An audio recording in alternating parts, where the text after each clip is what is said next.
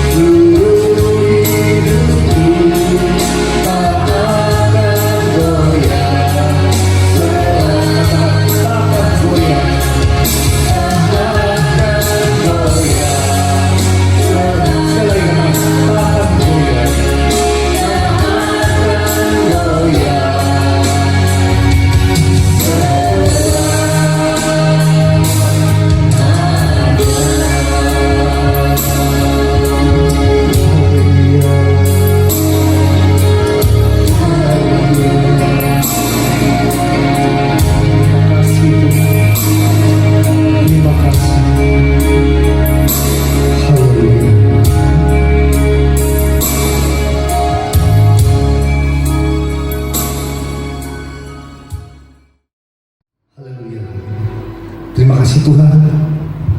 Terima kasih Bapa, kami berdoa dan mengucap syukur padamu ya Bapa.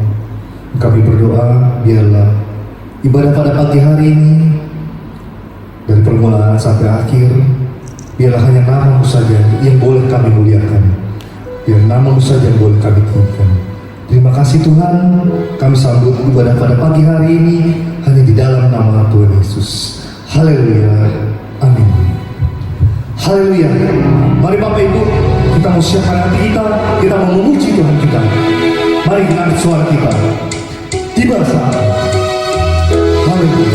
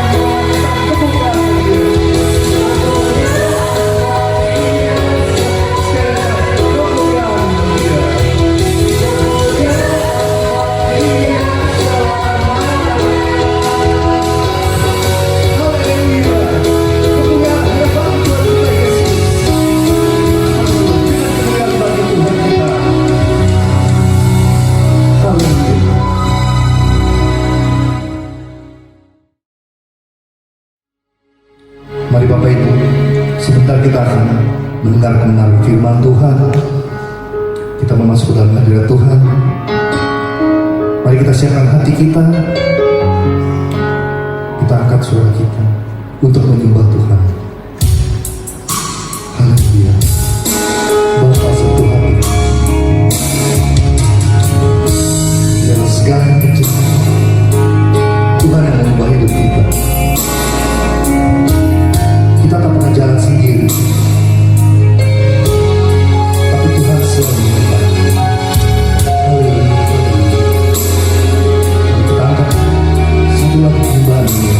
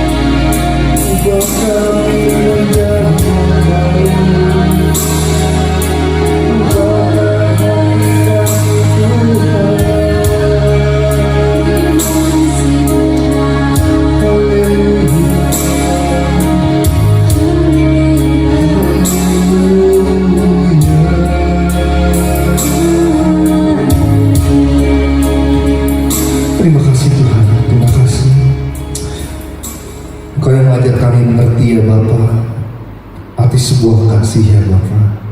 Terima kasih Tuhan, terima kasih.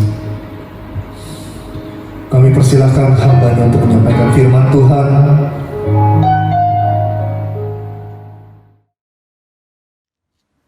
Shalom semuanya, selamat berjumpa kembali di kesempatan yang berbahagia pada hari ini. Saya senang walaupun kita terpisah oleh jarak dan waktu juga, kita bisa bersama-sama hari ini datang dalam nama Tuhan Yesus untuk bersama-sama kita mempelajari, merenungkan firman Tuhan. Mari kita boleh buka kitab kita. Hari ini saya mengajak kita membuka dari kitab Injil Matius, pasalnya yang ke-14. Matius pasal ke-14. Kita bersama-sama membaca dari ayat yang ke-25 sampai dengan ayat ke-31. Matius pasal 14 ayat ke-25 sampai dengan ke-31. Demikianlah firman Tuhan. Kira-kira jam 3 malam, datanglah Yesus kepada mereka berjalan di atas air. Ketika murid-muridnya melihat dia berjalan di atas air, mereka terkejut dan berseru, "Itu hantu!" lalu berteriak-teriak karena takut. Tetapi segera Yesus berkata kepada mereka, "Tenanglah, aku ini, jangan takut." Lalu Petrus berseru dan menjawab dia, "Tuhan, apabila Engkau itu, suruhlah aku datang kepadamu berjalan di atas air." Kata Yesus, "Datanglah." Maka Petrus turun dari perahu dan berjalan di atas air mendapatkan Yesus. Ayat 30, tetapi ketika dirasanya tiupan angin, takutlah ia dan mulai tenggelam lalu berteriak, "Tuhan, tolonglah aku." Ayat 31, segera Yesus mengulurkan tangannya dan memegang dia dan berkata, "Hai orang yang kurang percaya, mengapa engkau bimbang?" Mari kita boleh tundukkan kepala kita memberdoa sejenak untuk firman Tuhan hari ini. Bapa di surga, kami bersyukur Bapa atas kasih karunia-Mu kepada kami semua. Engkau Bapa yang baik, Engkau memimpin kami, menjaga kami, menuntun kami melewati hari lepas hari, bahkan di masa-masa yang sulit sekalipun seperti saat-saat ini. Hari ini kami datang sekali ke hadapan-Mu, kami merenungkan firman-Mu, yang adalah pelita bagi kaki kami, terang bagi jalan kami. Berbicaralah melalui Roh Kudus-Mu kepada setiap daripada kami, sehingga kami boleh menangkap, boleh menerima benih-benih kehidupan dari firman-Mu ini, dan menjadikan kehidupan kami lebih lagi, boleh di dalam rencana kehendak-Mu mengalami kebaikan-kebaikan-Mu. Bukan kuat kuasa manusia, tapi biarlah kuat kuasa dari ilahi dari tempat yang maha tinggi boleh bekerja di antara jemaat-Mu, di antara kami semua pada hari ini. Dalam nama Yesus kami berdoa.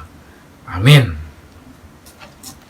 Kita baru saja bersama-sama membaca mengenai satu kisah. Nah, ini kisah beneran di mana Yesus melakukan mukjizat, yang salah satu mukjizat Yesus, yaitu dia berjalan di atas air. Dan dalam konteksnya ini juga di sini mukjizat Yesus itu menenangkan badai yang bertiup dengan luar biasa pada saat itu, yang hampir saja menenggelamkan perahu murid-muridnya. Nah, tapi hari ini kita mau melihat bukan mengenai bagaimana Yesus menenangkan badai, bukan bagaimana Yesus berjalan di atas air, tapi dalam konteks yang terjadi di sini, yaitu pada satu pribadi yang lainnya. Tadi kita membaca sesungguhnya keajaiban, mukjizat bisa berjalan di atas air. Ya, Yesus lakukan, tapi tidak hanya Yesus saja sendiri. Dalam kisah yang kita baca tadi, kita bisa melihat ada satu pribadi lainnya, yaitu Petrus, yang juga berjalan di atas air. Nah, kalau mengenai Yesus, kita mungkin tidak terlalu wah bagaimana, walaupun memang itu mukjizat luar biasa ya.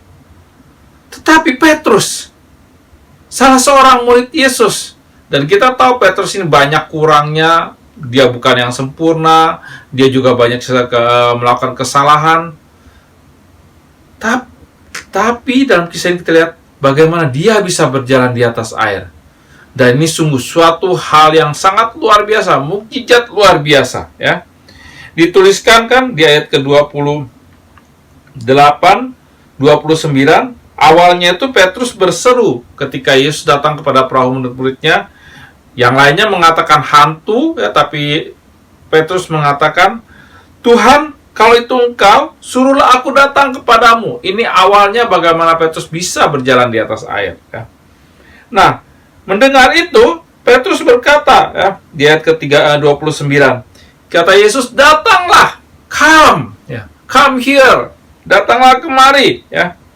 Maka mendengar perintah Yesus itu ya, Petrus dikatakan turun ya dari perahu dan berjalan di atas air. Nah, kita bisa bayangkan nih kejadian pada satu bagaimana ketika murid-murid lainnya mereka melihat ya di tengah badai ya, hujan besar, ada angin luar biasa, ombak yang cukup tinggi, bahkan tinggi sekali mungkin ya. Petrus ini keluar dari perahunya. Banyak murid-murid yang mungkin berkata, "Petrus ini ngapain? Dia mau tenggelam, dia mau mati." Ya, dalam tengah badai seperti dalam perahu saja hampir mati. Mereka takut mati. Ini mau keluar dari perahu lagi. Ya. Tetapi Petrus mendengar apa yang Yesus katakan. Dia tidak perhatikan, dia tidak pedulikan perkataan. Bagaimana sikap mungkin juga teriakan teman-teman lainnya yang saya yakin ada juga ya. "Jangan Petrus, kamu mau mati ya. Di tengah-tengah badai seperti ini keluar dari perahu dan sebagainya." Tidak ya. Petrus tidak mempedulikan semuanya itu, dia juga tidak pedulikan badai, tapi dia mendengar ya perkataan Yesus, "Datanglah," dan dia tangkap itu, matanya, perhatiannya, fokusnya terarah pada Yesus, dan dia datang keluar dari perahu, dan terjadilah mukjizat itu. Dia bisa berjalan di atas air. Wow ya. Ketika melihat ini saya yakin ya, teman-temannya itu yang semua murid-murid lainnya dalam perahu, mereka terkejut juga, terpesona, terkagum-kagum. Petrus bisa berjalan di atas air seperti Yesus, luar biasa ya. Bukan hanya berdiri, dia juga mulai berjalan menapaki ya, untuk datang kepada Yesus sesuai dengan perintah Yesus. Tapi di tengah perjalanannya itu sebelum Petrus sampai kepada Yesus, kita melihat sini ada kejadian yang lainnya yang terjadi. Yaitu ya, ayat 30 dikatakan Petrus mulai tenggelam. Ya. Lalu dia berteriak karena mulai tenggelam, "Tuhan Yesus, Tuhan Yesus, tolonglah aku." Ya. Nah, di sini kita melihat suatu kisah yang menarik ya. Suatu kejadian paradoks ya. Bagaimana Petrus yang pada awalnya bisa keluar dari perahu, bisa berdiri, bukan hanya berdiri, bisa berjalan di atas air, tapi di tengah-tengah dia mulai tenggelam. Padahal semua faktor eksternal, semua situasi keadaan yang di sekeliling pada Petrus itu sama semuanya. Sama dalam hal apa? Yaitu badai bertiup, badai yang luar biasa sekali. Angin bertiup kencang, hujan besar, ombak yang tinggi. Itu adalah sama. Pada saat Petrus masih dalam perahu, dia mulai keluar, dia bisa berdiri di atas air, bisa berjalan di atas air, dan juga ketika dia mulai tenggelam. Semuanya itu sama. Tidak dikatakan ketika dia mulai tenggelam, badainya semakin membesar, semakin menggila, semakin luar biasa. Tidak. Sama semuanya. Nah, kalau begitu, kenapa Petrus ini suatu ketika dia bisa mengalami, bisa terjadi mukjizat luar biasa, yaitu berdiri dan berjalan di atas air, tapi di seketika yang lainnya dia tenggelam. Padahal juga airnya juga sama, badainya juga sama, semuanya juga sama. Di sini kita bisa belajar hari ini dari Petrus ini. Hidup kita, suka tidak suka, mau tidak mau, itu akan ada badai. Kecil, besar, bisa besar sekali. Bentuknya bisa macam-macam. Mulai mungkin dari hal yang sederhana, ya, seperti mungkin kita bisa dikata-katai orang-orang lain, padahal kita tidak salah. Ya. Mungkin ya kita dimarahi untuk suatu perbuatan yang kita tidak perbuat. Ya. Atau mungkin kita mengalami ya, kecelakaan, ya, padahal kita sudah benar. Ya. Mulai dari hal-hal kecil seperti ini, ya, bisa menjadi semakin membesar. Ya. Bahkan makin membesar lagi. Mungkin kita bisa mengalami kerugian yang luar biasa, ya, bencana, dan sebagainya. Badai terjadi dalam kehidupan kita. Termasuk bahkan kita sebagai anak-anak Tuhan. Kita tidak mau, kita berdoa, ya, janganlah itu terjadi. Tapi pada kenyataannya, kalau kita melihat, tidak ada satupun ya, orang percaya, orang umat Tuhan yang tidak mengalami badai dalam kehidupannya. Masa lalu, ya, masa kini juga, ya, orang-orang yang hidupnya sungguh-sungguh mungkin, yang tidak sungguh-sungguh juga demikian terjadi. Semua terjadi. Ya.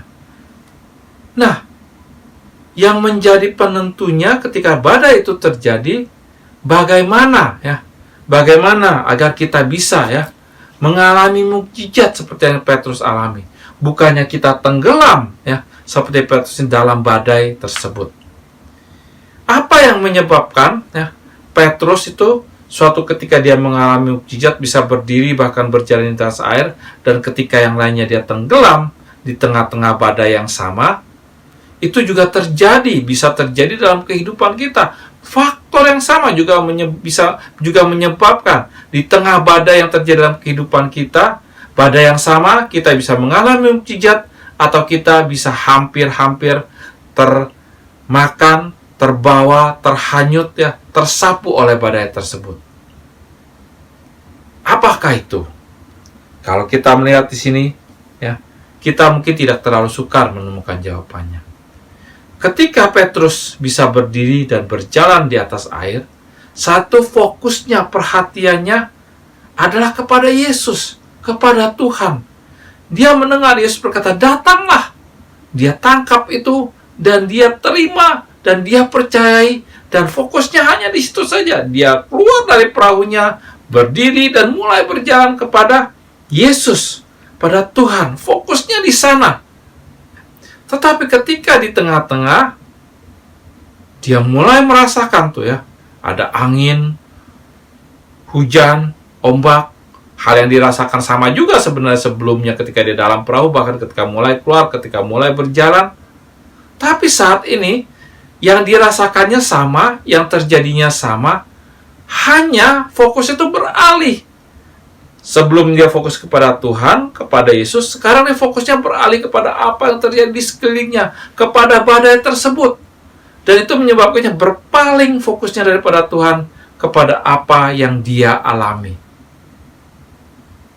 Karena itulah ya, dituliskan, dia mulai tenggelam.